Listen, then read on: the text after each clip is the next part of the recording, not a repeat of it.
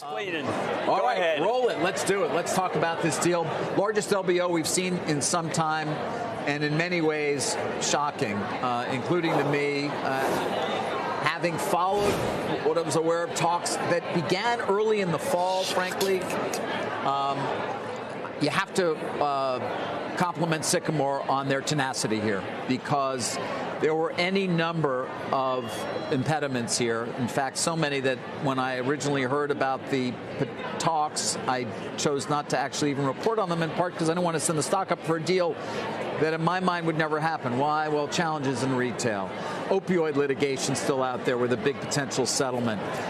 Financing numbers that just seemed beyond the ability of a firm that typically has done smaller retail deals, and yet they've gotten it done. Despite, by the way, and I would say, one of the people working on it for a long time said to me earlier, it started in early fall and was dead numerous times. In fact, my own reporting, after the Journal did report on the talks later in the year, I had talked about it being mostly dead, then back to life.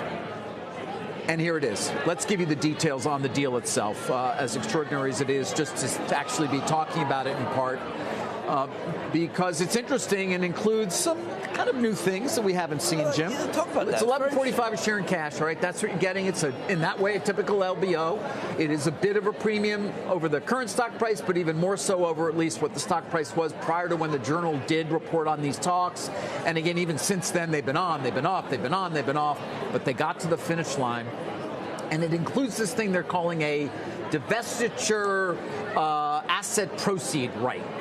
I'm not going to go into great detail about this other than to say it basically involves whether or not and when what they call the Village MD businesses. That includes Village Medical, Summit Health, and City MD. They bought all these businesses. They paid, a lot of money for them. $15 to $20 billion. Previous management. Correct. 15 to 20 billion, let's call it, because they didn't all buy them all purely, and there's a JV, in fact, with Cigna. Suffice to say, you get this security. It's unregistered. It's non-tradable. But if, in fact, over the next, let's call it 4 years, they're able to sell these companies because Tim Wentworth, the current CEO, is going to be running them and trying to turn them around, and is successful in doing that, you could get up to $3 a share additional on top of the $11.45. There's a split 70-30, but basically if you get up to, after the first $3.7 billion, if they were to be even better than that, then Sycamore gets everything beyond that. It's an interesting security, or as I said, it's not registered and non-tradable, but interesting in that it does give you that opportunity at least to participate in the turnaround and then the sale to a third party. As for the deal itself, so many interesting parts of this, guys. I mean, I've been talking for a long time, of course, about the rise of private credit. I can remember when I did the Stamps.com deal and noted that all the lenders to a large LBO were private credit. In this one, the need for financing was so large, $19 billion. Remember, you're buying the equity, that's about $10 billion, but you're refinancing all the debt. So you needed an enormous amount from different financing sources. Fascinating in my mind. It's half and half. I'm told 8 banks and 8 private credit firms are financing this. Why? Because there's so many different parts of the capital structure here, that different pieces that go to different areas of need for what a bank looks for and or what private credit looks for, because private credit might want a longer dated asset that's going to obviously kick off a good yield of some kind. You're telling me something that sounds like don't expect another 10 of these within the next few months. No. This I mean, really the level of difficulty here, Jim. But and again, you had a good beat on this. Can you continue to say? Because I've always loved Sweeney, who's Sycamore, and I think the world of Wentworth. Don't count it out. But this is a unique deal. By the way, I want to come back to you in a second on what the future looks like, but let me just finish up here. So that's a unique provision here, or unique, not provision, part of the deal is simply the financing. We've now seen the melding of private capital, private credit, and typical bank financing together for one enormous deal. And then you got the equity check itself. Stefano Pessina, as I've been reporting and others have as well, he owns 17%. He's the chairman. Remember, he owned Boots that got merged in. He ran this company for a while as it continued to just decline dramatically. But he's rolling in his 17%. Let's call that 1.7 billion in equity. Then Sycamore is good for the other 2.3 billion. Now I am told they're raising some of that from outside. It's not all from their fund, but their own check might be as much as 1.7 billion dollars.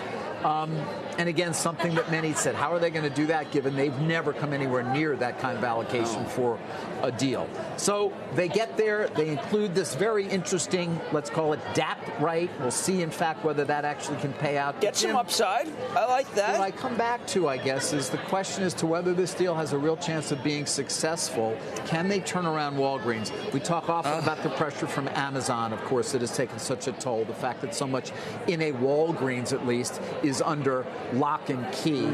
We talk about the opioid litigation that seems to be kind of on the other side.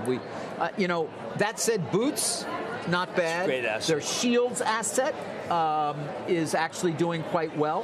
That business, I'm told, is also doing well. That's what you would structure potentially to sell or to spin or do something with. Unclear exactly what the future of those will be when Sycamore takes control. But what do you think? I think when we're saved the company, I think that this is a company that may have been on a death rattle. I think that they bought so much, and you get that. You described that very well. But the lock and key is really that's the Achilles heel. The actual brick and mortar. Amazon lurking, Amazon wanting that business, Amazon same day, Amazon hourly. These are all things that just make it so the Walgreens situation is too hard. Now, I know that Walgreens told me that the only stores that are open still are money making, which is what I think Sweeney's looking at.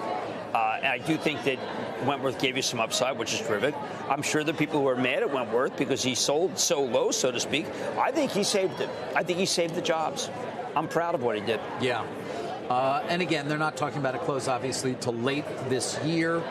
And then you'll have that DAP right out. Well, it won't trade, but it'll just be out there, or you'll own it. I would take that because, boy, you get a call on the smartest guys on earth. They are able to realize proceeds of at least $3.7 billion for those Village MD businesses. So if I go by then you get $3. So I go by the comment. I get this piece of paper. Correct. You get this piece of paper that eventually, over time, could pay you as much as additional $3. That's very exciting. You're not going to have that much transparency into the actual earning. It's not a tradable security, so that you're just going to have to hope that Wentworth and that they can turn around what clearly were I'd like to just buy undermanaged in the JV assets. That sell the call on the president, buy a call on Wentworth.